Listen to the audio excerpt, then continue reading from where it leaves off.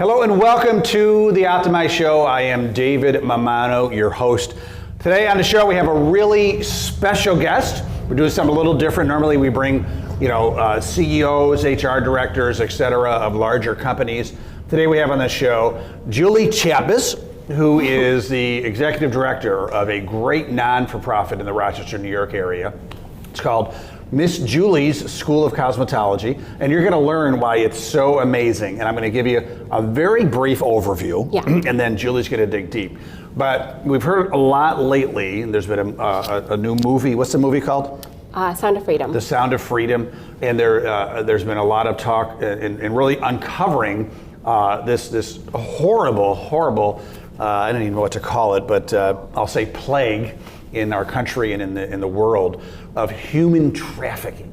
And it's more than what we think. There's a lot to it. It's a very sophisticated, almost like a business, right? Yeah. And with just manipulation, and you're going to hear more. It's unbelievable, and it's horrible things are happening. But Miss Julie Chapus has a really ingenious idea on how to help people get, once they decide to get out of that lifestyle, escape it, to make it successful, right? So, Julie Chapus, welcome to the Optimize Show. Thank you. Miss Julie's School of you started this beauty. Yeah. Beauty. Yep. I said cosmetology. Yeah. The School of Beauty. I'm on the board. I should know that. I'm sorry. No, this was great. So Julie, tell us. Let's back up a little bit. Okay. How did this all start for you? How did you become aware of what's going on? Right. And then decide, you know what? I am going to make a difference in what's going on. Absolutely, yeah. So this goes several years back. I ended up in cosmetology. I actually have a master's of social work that I got back in 2001. And I specifically went back to cosmetology school in order to open up Miss Julie's School of Beauty. We do know, you're right. Guys, we're so sorry that we're bringing you a horrible topic. It's just. But it needs to be addressed. It needs to be, it does, it really does. So when I got my cosmetology license, I was running this program called Model Days, and we were just bringing in people from all kinds of different walks of life, even using programs like Out of Darkness program. It's a safe house, and so we were just bringing people in, giving them makeovers, making them feel beautiful for the day, taking all these lovely pictures. And my first experience with human trafficking was I had a girl give me a call. It was maybe 3-4 days after our model day.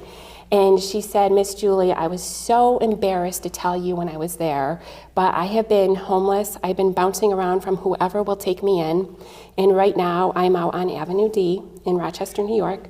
And she said, I've been promised a roof over my head, but I'm expected to do some things in the bedroom. And she started crying. God. And I said, I'm coming to get you.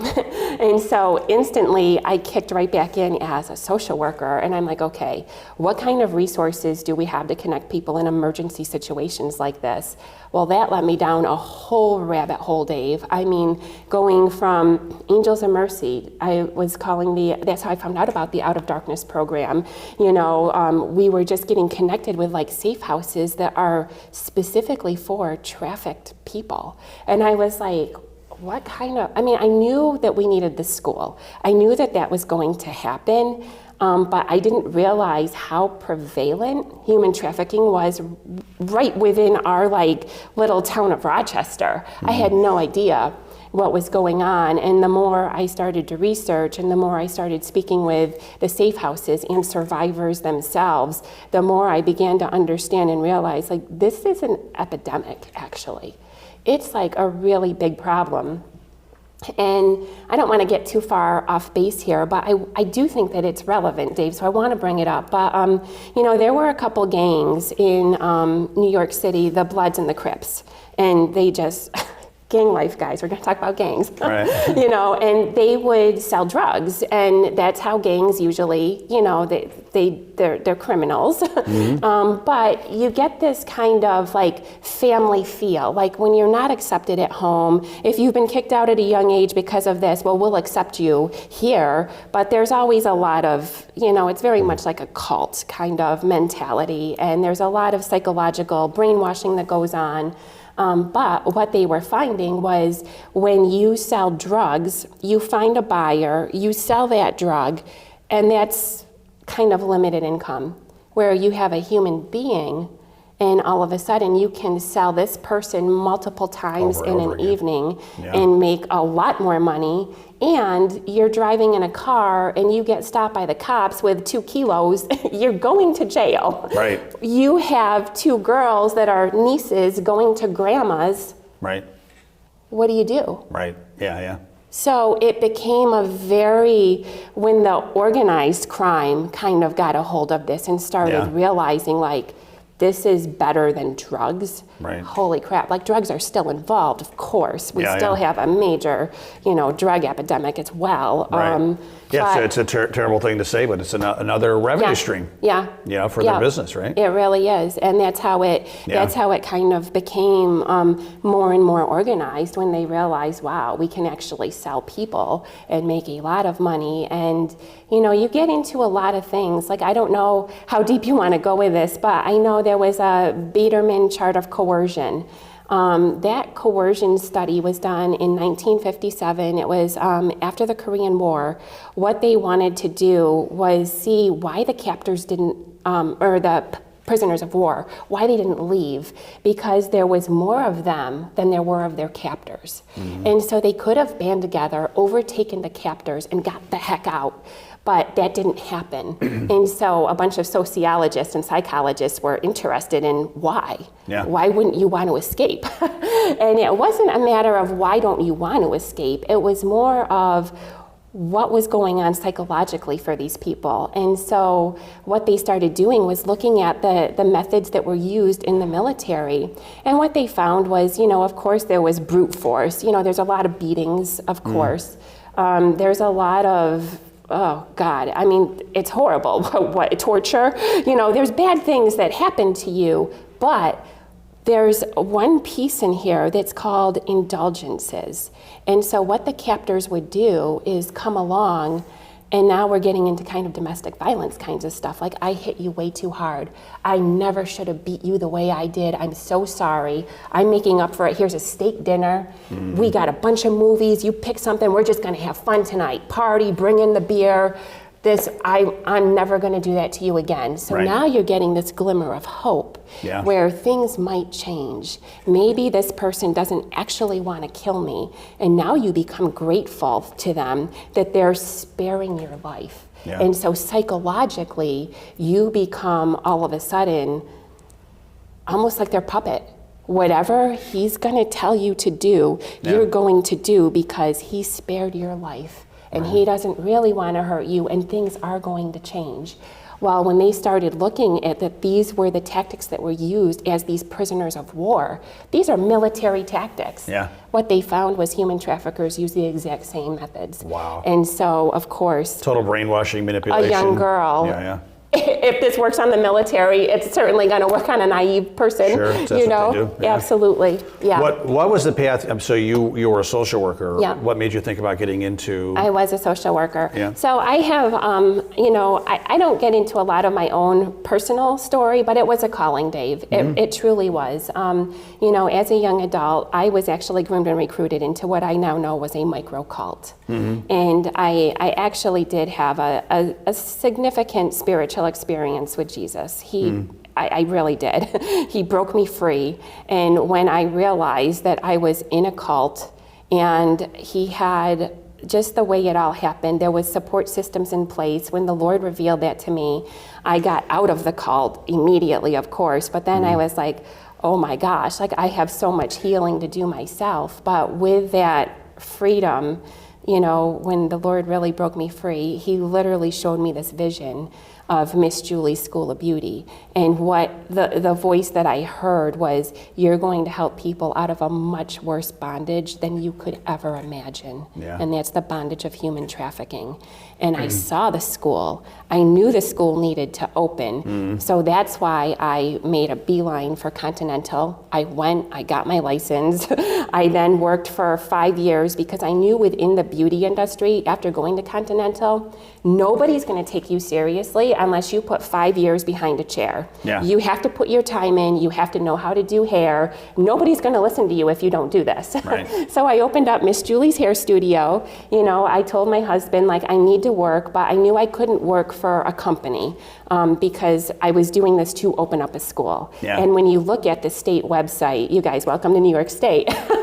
There's a lot of regulations that need to be met.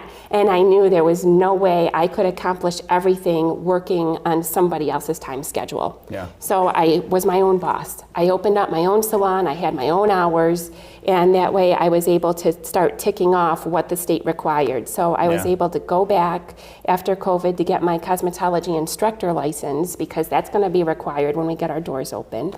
You know, and so I've just been kind of working behind the chair and working on the state stuff until recently.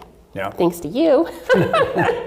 David put us in touch with Ken Green over Yeah. at the... And Leo Linder, we got to thank him too. Yes, Leo, thank you. Thank you, that was huge. Yeah. Ken Green was just enamored with the idea, because there is no school like this in the nation. There's truly not. So what I did was I combined my social work skills with what I learned in cosmetology. And this is really important too. You know, it wasn't just going to school and just working off this calling, right? Yes, I had a calling. However, the more research I started to do, the more I started talking to safe houses, and then it was a huge breakthrough. There was a human trafficker that was arrested and tried here in Rochester, New York at the Federal Building on State Street. So now you have to understand, I've got my master's in social work and I'm a cosmetologist. And this man starts talking in the courtroom as a human trafficker on how he uses the cosmetology industry in every single way of human trafficking. Mm-hmm. He started talking about the recruiting and how he would meet somebody, a potential victim, somebody that maybe couldn't afford to go get their hair and nails done. So that would be a way for him to create this sick, twisted kind of relationship. Let me take you. Let's go get our hair done. Let's go get our nails done. You know, like she's thinking she hit the jackpot. Right. And so, you know, and then what you started to realize was some of these girls were really young, 15 years old only. Okay. So he would take them into salons because they needed colors and cut to make them look older than what they were. Yeah. And or change their identity if they're being looked for, right? Yeah. And then a missing persons report comes out or an Amber Alert. You know, everybody's looking for long brown hair. She just got a short red pixie. Yeah. And her trafficker forced her to go to a salon. So hair salons are unknowingly part of this process. Absolutely. They're just, Absolutely. They have no idea that they're kind of a cog in the machine of human trafficking. Yeah, that's exactly what it was. So I got together with one of my teams. This was before you came on board. Chloe Quimby, and Chloe started doing a whole lot of research as well, and she was able to see the things that I was seeing, and I said, Chloe, we need to start training stylists like immediately, because stylists need to know. I literally had a human trafficker giving me everything that he does. He would say things like, I can't leave a bruise here on a pretty face, so instead we have to hit him in the scalp where the hair hides everything. And I'm thinking, me as a stylist, I can get in your hair. I can see. I can see bruises, I can see scars left. And I have pictures from just in my own salon. When I started to realize this stuff, I started getting pictures because I was seeing some of these signs that this trafficker was just outright talking about in the courtroom. Why he thought he should defend himself is beyond me, but I'm glad and thankful for him because he was actually one of my greatest teachers. He truly was. Yeah, you learned a lot. I did. Well, let's talk about the school. So the whole vision and idea of the school, it's a nonprofit. It is nonprofit. Only one of its kind. Only one of its kind. And the whole idea is, and I remember you telling me this when we first met, is that a lot of, mostly, I'm going to say women, but it could be anybody, but mostly women, if they have the courage to and somehow escape this life of being trafficked. Yeah. They can't get a job because they often have a record, Right. and for various other reasons. Yep. They go back to what they know, Yeah. and they go back to this life of being trafficked, so they get food and shelter Yep. and familiarity, Yep. and maybe a movie night and a nice Right. dinner, blah blah blah, Yep. because of fear, Right. Right. Yep. So with your idea here, with your Yeah. school, nonprofit, Yeah. they'll get a free education. Yep.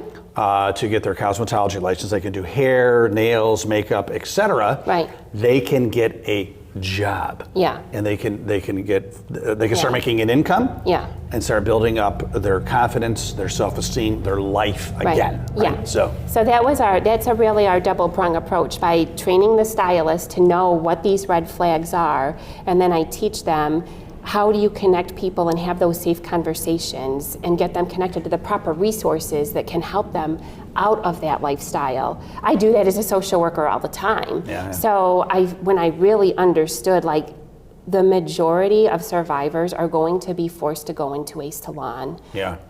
After talking to several survivors, there's books out there by survivors that say it is a requirement. Going to get your hair and nails done is a requirement. Yeah. So for us to be able to train stylists to know that this is a thing and what to look for, and when you see those red flags, offer resources, because you never know. They might have had way too bad of a night the night before and they are ready to leave. And if you hand them help, like real help, like we have a safe house waiting for you, some of these people will actually take that offer. Yeah. But what we started noticing with the safe houses is once somebody gets into one and they do the trauma therapy and they're doing all these things to heal themselves, they're still left with that prostitution record. Yeah. They're still left with possibly a drug possession record. And I think people have a lot of stigma attached to, like, the word prostitution and things like this, but what a lot of people don't understand is there's a trafficker behind that. People don't just wake up and decide to go do this one day. Yeah. This is not how that works. And there was even another study done. It was in the Hastings Women Law Journal that said by the time a girl is 16 years old, if she started at the normal age of trafficking, when her trafficker, it's usually between 12 and 14 years old, by 16 she would have already hosted about 6,000 men. oh God. It's absolutely horrific. Yeah. And they know, like, a lot of girls that are being trafficked like that, they don't live past 7 years of that lifestyle. Yeah. But all is to say, they have these records. And so when they're trying to go get a job out of a safe house, the only jobs that are being offered to them are like unskilled minimum wage jobs, Dave. Yeah. A lot of them have children at this point. Yeah, They're removed from their kids, obviously, but a lot of them would like to, like, get their child back. And but there's just, how do you take care of your kid when you can't even hardly keep a roof over your head? Yeah. So And I just want to, a lot of people, I think they make a shortcut to say, well, this is the life they chose. They chose to go with this guy. No. Yeah. And when you're 12, 13, 14, Right, 15, that's not a 16. choice. I Exactly. remember you telling me when we first met, they're so sophisticated. Yeah. They'll pay teenage boys to go and be, Yeah. be nice to the girl. Yeah. Take her out, start dating her, and then slowly introduce her to this guy, and then maybe they have a troubled life at home. Oh, we'll take care of you. Yeah. And it's a very quote unquote sophisticated strategy. It is. To get a lot of these young girls in here. Absolutely. Yeah. And it could take weeks and months. Yeah, but it's not like they're. I think we picture, like, sometimes they're getting, kidnapped, Right. The white van, maybe that does happen, I'm sure. Yeah. But a lot of it is just this manipulation strategy, right? Exactly. It's a very slow, insidious process. Yeah. It's sick. And you take somebody that maybe is a runaway, they had a bad fight with mom, or they don't have the best home life, there's a reason why little children that are still kids end up on the street. And if you're not going to take care of your kid, a predator will, and he's not going to take good care of them. Right, right. Yeah. And so that's what we're really seeing a lot of. And then these people, even if they're underage, they're still in detention centers. They go to juvie. They have records. And it's like, wow, they've been forced to do this. Now they're in trouble for it. And nobody's really going after the traffickers. And it's not like if a girl goes missing. We know all about, like, the prostitutes have always been an easy for like serial killers, like an easy, you know what I mean? Arthur Shawcross here, nobody, Rochester, yeah, exactly. Like nobody really, they don't have family. Nobody's gonna miss them. And the trafficker, if they do have a trafficker and they go missing, it's not like the trafficker's gonna go to the cops. Right, right. I know. You know what Yeah. So it's like, They're it's probably the reason why they are missing, right? So so it's just one of these like, wow, when you really start to look at it and understand what is happening to the victims, it's like they need help. And there's no help right now. You know, Rochester's doing a little bit better, and we have Safe Court. And so Safe Court has started specifically to try to help with letters of good conduct and things like this for people that have been arrested for prostitution. If the victim is willing to work with a court about, you know, tracing their trafficker back. Now that gets difficult because without a trusting relationship, a victim's probably not going to tell you much because they're more terrified of their trafficker than they are the cops. Oh, absolutely.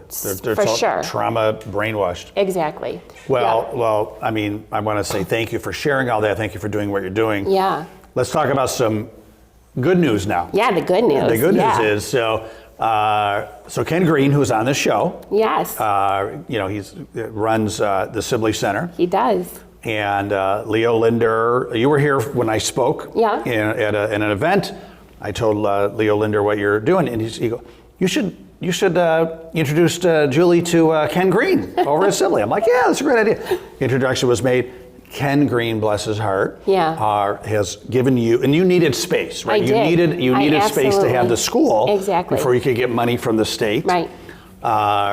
So tell us about that, and then tell us about some more good news about Senator Cooney, who just gave you a big old fat grant, right, from the state. So, he did. So let's talk about the good news. Yeah, it was good. So the good news is, yes, we do. Our school will be in the Sibley building, which is amazing. When I talked to Ken about it, you know, he was really, I think, he loved the idea that this was giving somebody a hope and a future.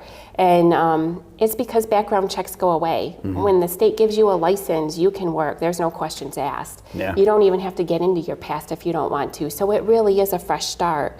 But when I started telling him the other doors that open up for that, it's not just cosmetology. You don't have to just do hair. Like there's sales rep positions, product development line, like it's the beauty industry. They come out with new things all the time. And they're always looking to hire licensed cosmetologists. So when I was telling him about all the different avenues and doors that open, that this is not just a salon thing, and that this would actually help the people that they can't go to things like the regular schools out there, because how are you going to take somebody out of a safe house that has a record and try to get them like a student loan? It's not going to work. And you can't ask somebody for 20 grand coming out of a safe house. It just isn't going to work. And so Ken was talking to me and he's like, well, how do we make this sustainable, Julie? And I'm like, well, listen, it's going to be free to the students, but that doesn't mean it's free to me. You know, I have to have employees. Like I know we can get grants for this. I know we can do fundraising, but why can't Miss Julie's make our own product line so we can have a stream of revenue? Why can't we still look into Title IV funding through the feds? Because, you know, we can have student scholarships and sponsorships. We're going to need them. So there was like a lot of ways when I started talking about the accreditation process, I just see many streams that could actually put together, make us a sustainable, you know, cause school for traffic survivors specifically. And as a social worker, of course, I'm throwing in a therapeutic aspect here. You know, it's not just another cause school. We don't need another cause school. There's a lot of them.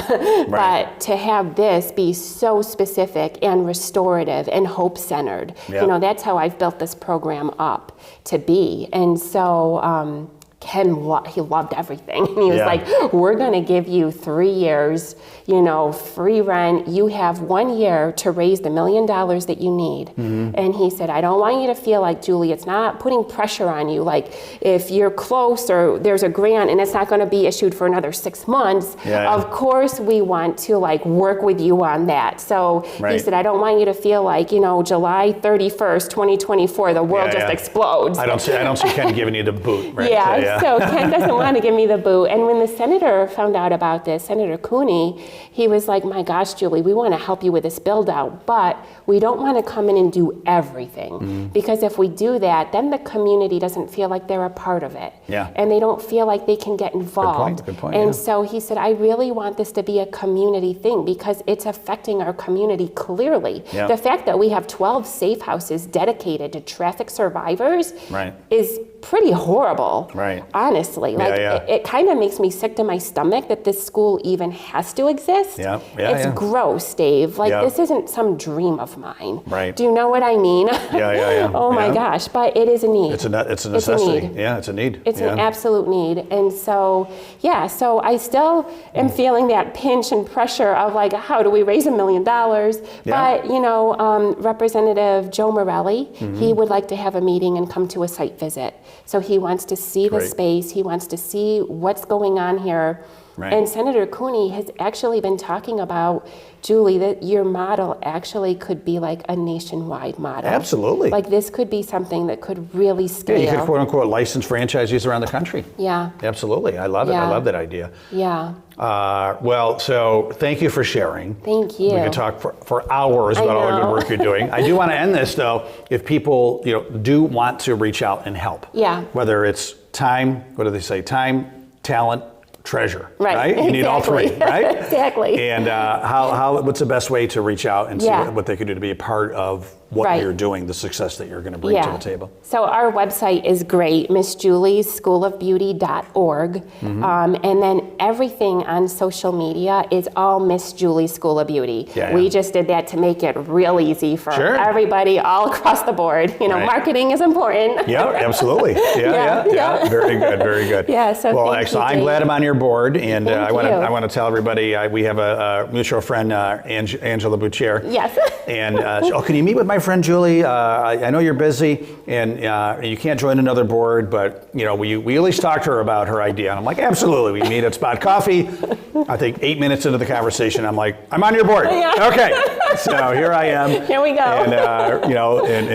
And just making connections, trying to help you. Yeah. And so thank you so much. Thank you for appreciate making the it. world a better place. I'm hoping. You are on, just like we talked about the Blues Brothers movies, that they were on a mission from God. Yep. You are on a mission from God, and you're right. It'd be great if there were no safe houses, or you didn't have to have your school because this wasn't happening. But Right. it is. It is. And you're being part of the solution. So thanks for what you're doing, Absolutely. and I wish you continued massive success. Thank you. Thank you so much, Dave. I appreciate it. Yeah, I appreciate you. So, Yeah.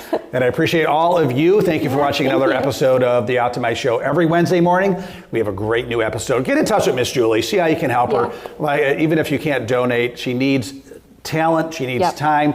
Anything you could do. She has galas and events you could attend. Some great things. If you want a personal introduction, contact me. I'd be happy to make an introduction. So, thanks again for watching. Make sure to stay awesome.